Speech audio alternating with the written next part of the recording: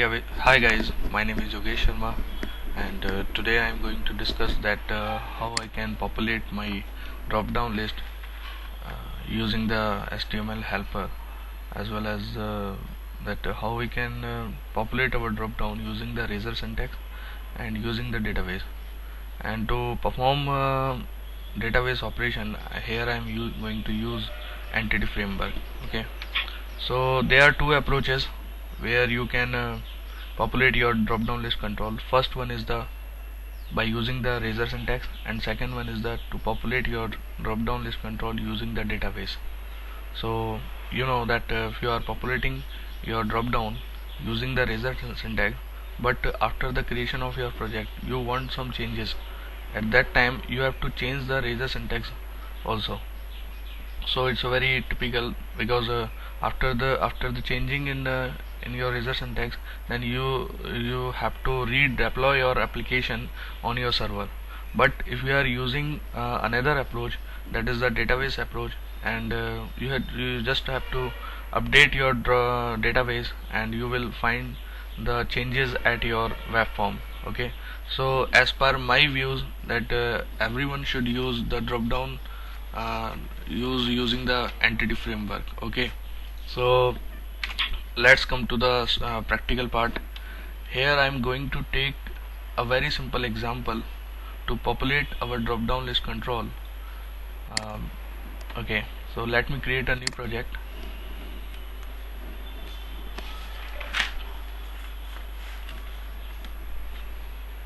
My project name is generate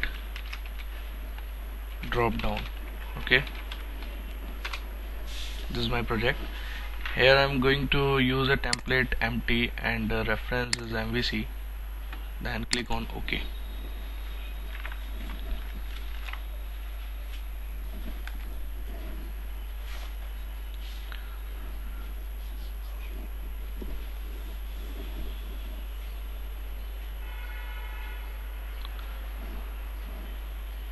Razor syntax is a very, that very easiest approach to populate your drop down list control. So here I'm going to create a controller. Add controller. I want the controller name, that is home.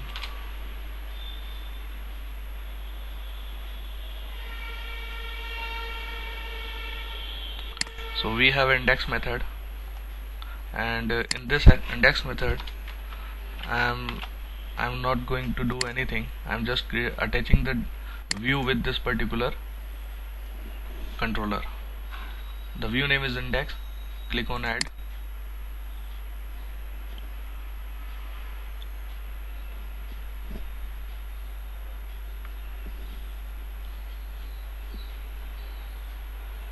It's taking too much time.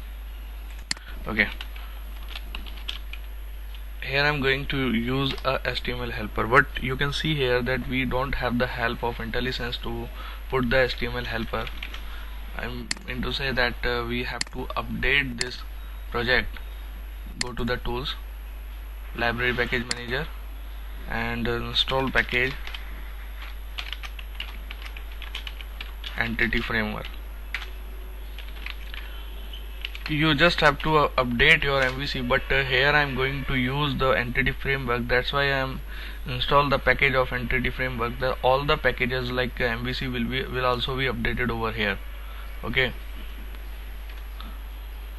so after the installation of entity framework, you will find all the DLLs in your references folder, and now you can see the HTML helper is working and drop down list. Okay, so it's just a method. There are so many overloaded methods are here, but here I'm going to use this particular overloaded method. The first argument is the string name. That what ID should have the drop down list control. We have to set it here. Like, I want that the drop down ID should be dd underscore state. Another thing is that I unravel select list item. Select list item are the objects that are used to populate, or they are used to create or drop down list control, right? So just creating a new list. And as I told you, we have to use the select list item. It's just a class which have three properties, that like text, like value, and selected. Okay. um, to populate it, I'm creating a new constructor of select list item. In this constructor I will put these three values, like the text value is the what a user will see on the drop down, that is the text. And here I'm going to create a text that is a mobiles. Okay. Another thing is the what is the respected value of for the mobile text should also in double quotes. Here the text and value are both in string, that's why I am using here double quotes for the value. And another property is the selected, and in selected property I'm going to add the true. What is the need of selected? It means that the by default item, that is the which will be selected on the web form, that is the mobiles. Okay. So I am putting here the comma because I am going to add a new object of select list item. And in this object I am also adding like mobiles and computers. This is my second value, and the value of computer would be 2. Okay. And new select list item, and text equal to it should be printers. Okay. The value of printer would be 3. Now I want the first item should be there, like select items. You are just writing select items. Okay. Now let me show you that is it working or not. As I said to you that I am giving selected property over here because I want that the mobile should be by default selected on the web form. To execute it,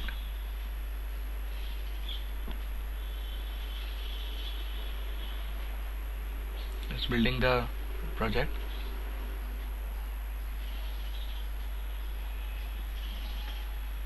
First time it will take some time to execute this project, because all the DLLs are compiled and execute.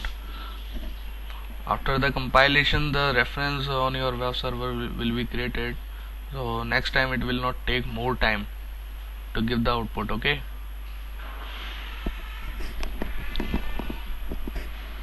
You can see here the output.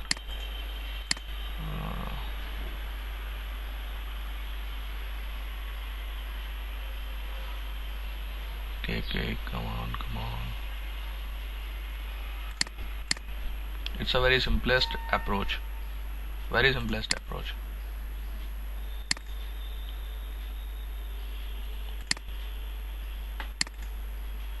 You can see here the by default selected item, the mobiles, but here I have the another value select items, that is the option level.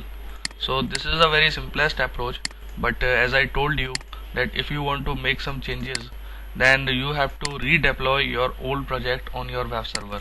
So it's not a good approach.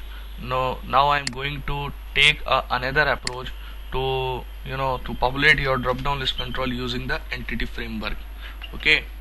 So here I'm going to create a new action result, and populate. My action name is populate dd underscore ef. Okay. And it will just return a view.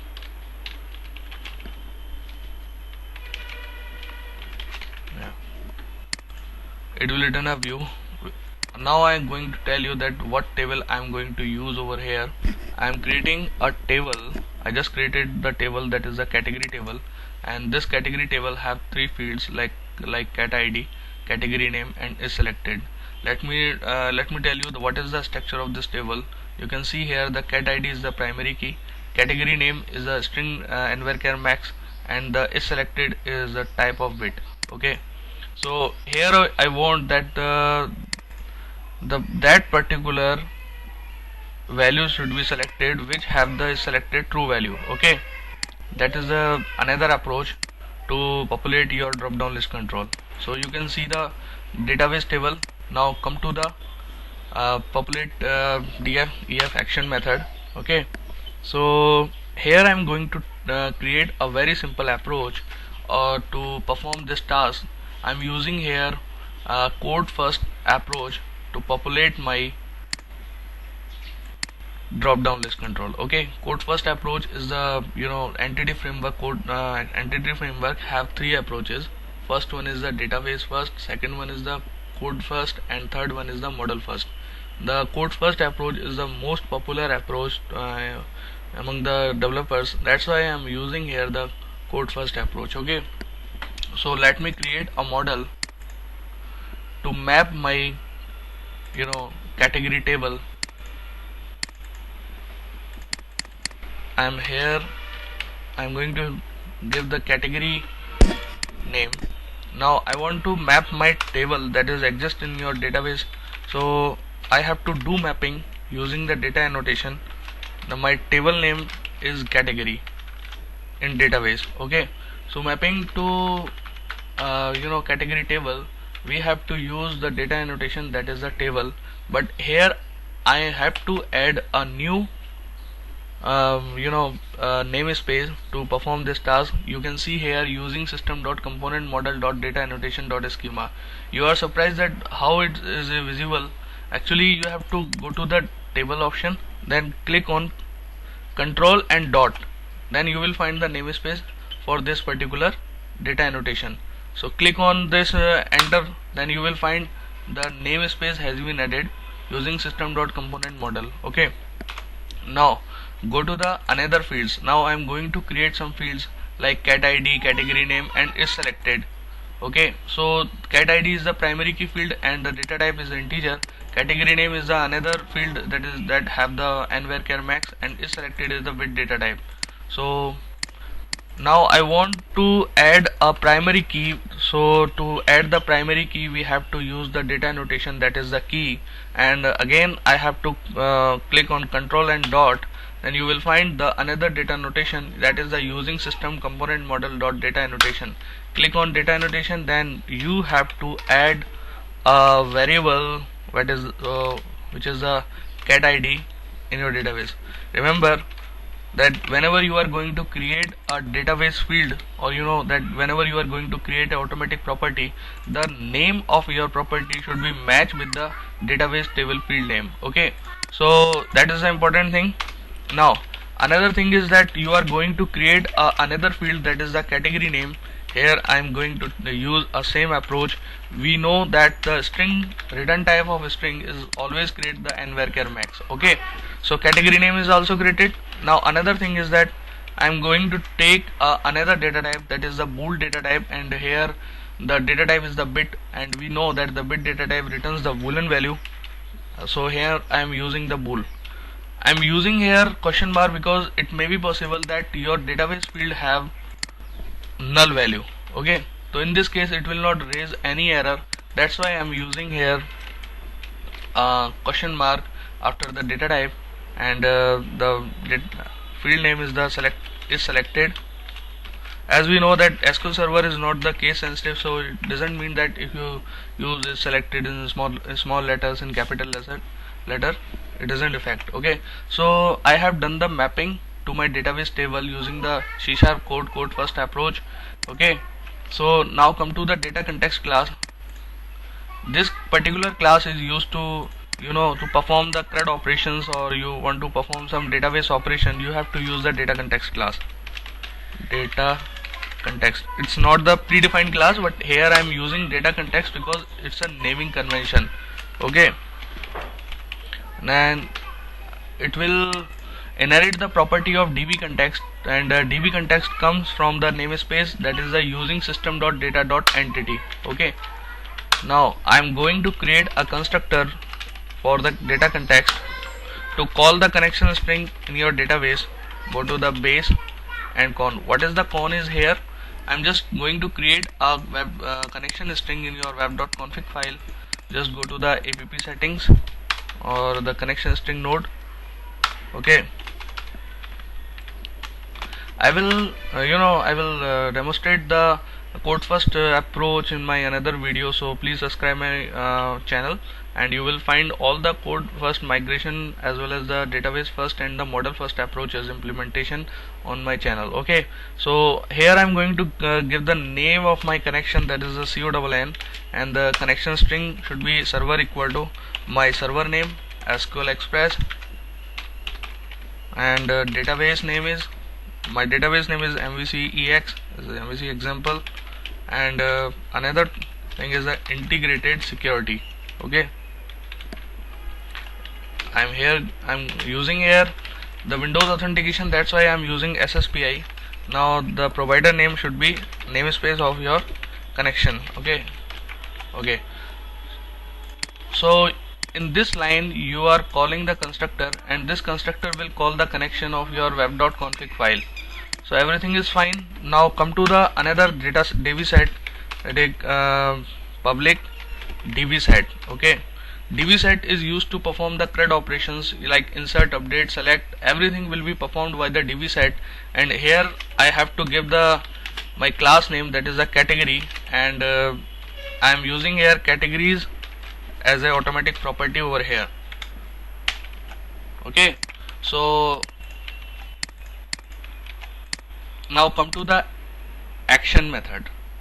Here I am going to create a object of data context.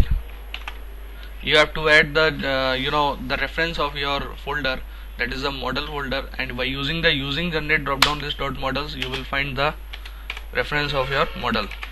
Okay, so object has been created. Now we will populate my drop down. Here I am going to a data dictionary, that is the view bag, and using here my category. Okay, my category is what? It's just a dynamic property, my category, and here I am going to create a new select list, and in this select list I will pass db.categories. It will get the data from the category table and db category, and there some overloaded method. Here I am using this particular method, string data value field, that we know that the drop down list control have two things, like first one is the value and second one is the text. Text is displayed directly to the user, and value is the the respective value for the text. That's why I'm using here cat id. This is my reference value, and data text field is the category name. Always remember that this category name should be matched with the your database field name. Okay, so everything is fine. Now come to the create a new view with to attach add. Okay, here I am going to use a HTML. Okay, build it, successfully build. Now using HTML dot drop down list, here I am going to create my view bag dynamic property name. Okay, my category, and option label is just to that what item should be displayed as a first item, select item. This is my first. Okay, so I have to make some changes in my root.config file, because I want that that should be first action should be executed. So come to the root config, and in this root config I'm just changing the action name, that is the populate dd_ef. Execute it.